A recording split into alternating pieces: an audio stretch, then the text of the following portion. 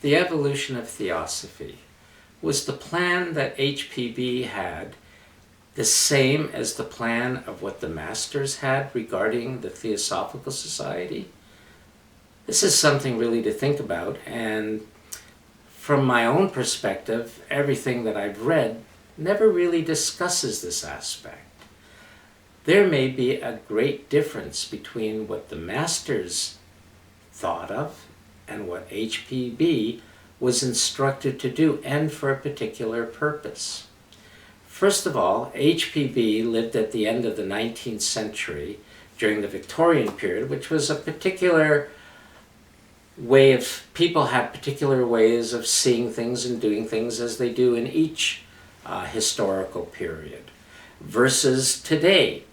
So, what HPB would be looking at would be her particular period and the instructions that the Masters would give. But the Masters, on the other hand, have a much greater perspective regarding time, looking at evolution maybe over the next 100, 200, or 300 years. But they wanted a particular starting point. The starting point was using HPB to give out a particular aspect of the esoteric teaching. Primarily, she was giving out this particular teaching for the intelligentsia of that period, to help people see that the wisdom of the East was much greater than what people had thought. She was also trying to show that these deeper truths were actually the backbone of the divine laws that helped create our particular world. The Masters, on the other hand, knew that at that time only so much esoteric knowledge could be given out.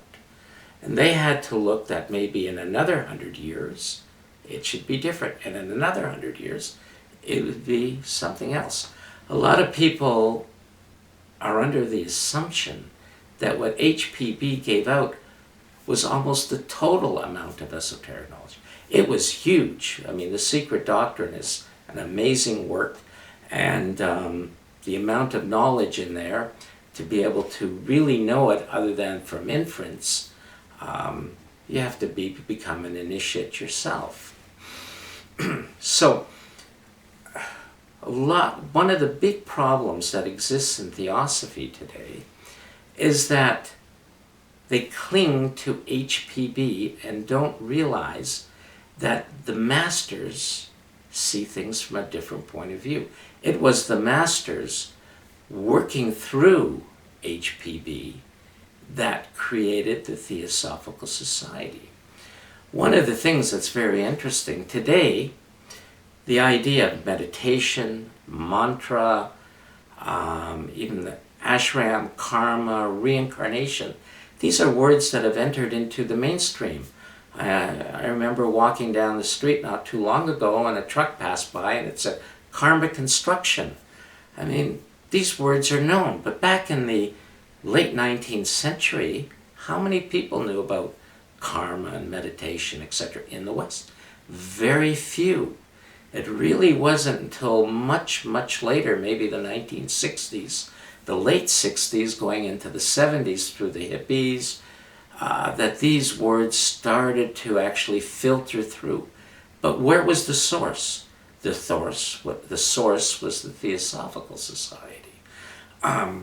Some of the main ideas of the teaching was to teach the laws of karma and reincarnation, that death is not the end.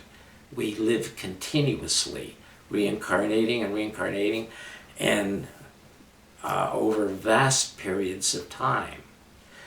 So these were really important points. So it shows that though Theosophy doesn't have the spiritual power it did, say, at the turn of the 20th century as it spread around the world, but the ideas have permeated through the culture and have entered into the culture of the West. By the 70s, you have in the West, you almost have like an invasion of gurus from the East, lamas, Zen teachers, the masters could see this. They knew that the Dharma had to move westward.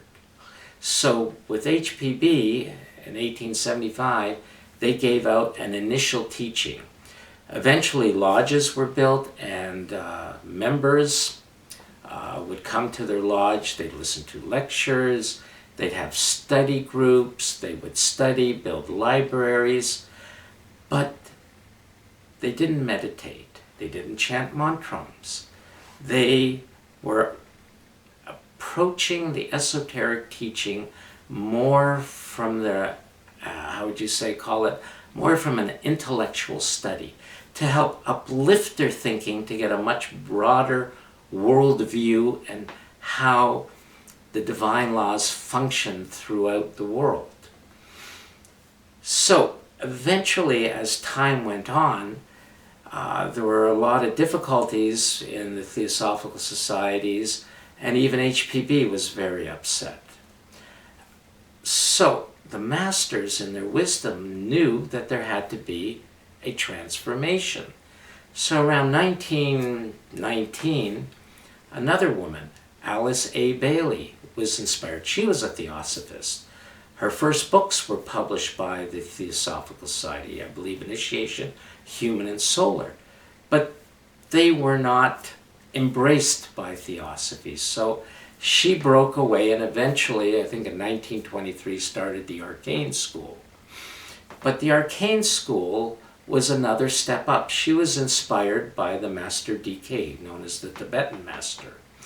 And through her books, especially Letters on Occult Meditation, Tibetan Master gave direct instructions on sounding the Om, what mantra was, meditation, the ideas of seed thoughts, practice. So from the first ideas of Theosophy to get the structure of the esoteric tradition. The next step, which was approximately 50 years later, to go into practice, the beginning of practice, so that the thoughts of the Eastern tradition took on a new form. The problem was many Theosophists were still clinging to HPB, the teachings, the original teachings, and did not accept the work given out through the Tibetan Master via Alice A. Bailey. And yet it was Theosophy. The Tibetan Master, in the writings that he inspired Alice A. Bailey, were always referring back to the works of HPB. Most of it through the Secret Doctrine, because it was the Tibetan Master who was very influential in the writing of the Secret Doctrine.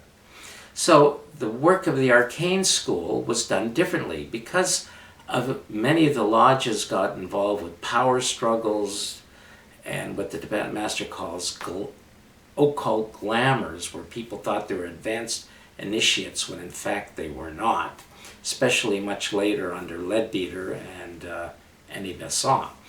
He inspired Alice Bailey to make the Arcane School a correspondence course.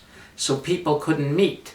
They would work at home, work on their own development, work inwardly in order to transform their own being, but without the clashes of personality. Once a year, the Arcane School would have conferences and people would get to meet. And over time, probably by the 1950s and 60s, small little groups started to pop up here and there. So there was a definite evolution in theosophical thought, but it was still pure theosophy. So what is the next step? As I mentioned, by the 70s, a big thing that happened is many Asian souls were being born in the West. I'm going to take and just drop down. I just remembered something. Back in the 8th century, there was a great Mahasiddha. His name was Padmasambhava. He was a yogi who had come from India into Tibet, and he helped to bring Buddhism to Tibet. but he was a Mahasiddha, a great initiate. But he made several prophecies, and one, which I'm really paraphrasing, has to do that when the shadow of the wing of the iron bird casts its shadow over the snowy mountains of Tibet, the Dharma will move west.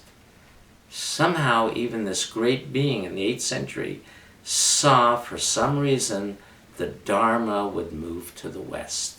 So by the 1970s, 1980s, we see in North America and Europe a multicultural exodus from the east to the west.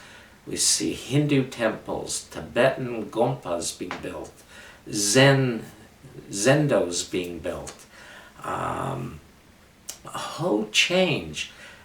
Alice A. Bailey mentioned in her books that there would be a new age. By the 1970s, 1980s, that new age was blossoming in the West. So the teaching that HPB gave out and the way that the lodges operated, and still do, most of them with their groups and reading, was becoming static, mechanical, even boring. Consequently, membership dwindled all over the world. Now there's very small membership, and generally the people are quite aged. Where younger people today are going to Buddhist temples, chanting mantras at Hindu or Indian yoga ashrams. They want spiritual experience. They don't want to just sit and read and talk and discuss, but they want to experience. They want to evolve themselves, to awaken their souls, to know, who am I? And because of this advent and change in the movement westward, Theosophy has to evolve. It has to embrace the new. Otherwise, eventually, everything runs its period and comes to an end. Now, another thing that is not mentioned in Theosophy about the masters, they saw the lodges as something different than what the average lodge member assumes. The lodges could become spiritual centers that if groups got together to meditate, even sounding the Om in unison as a group, and paying obeisance to the masters or learning to invoke the masters, they would become spiritual centers, magnetized, that could attract advanced souls that were incarnating. And because they had done work in many past lives, they would be drawn by their soul to search out for the knowledge. And the libraries that are maintained by the Theosophical Society are magnificent. They're marvelous. They cover so many topics in esoteric knowledge.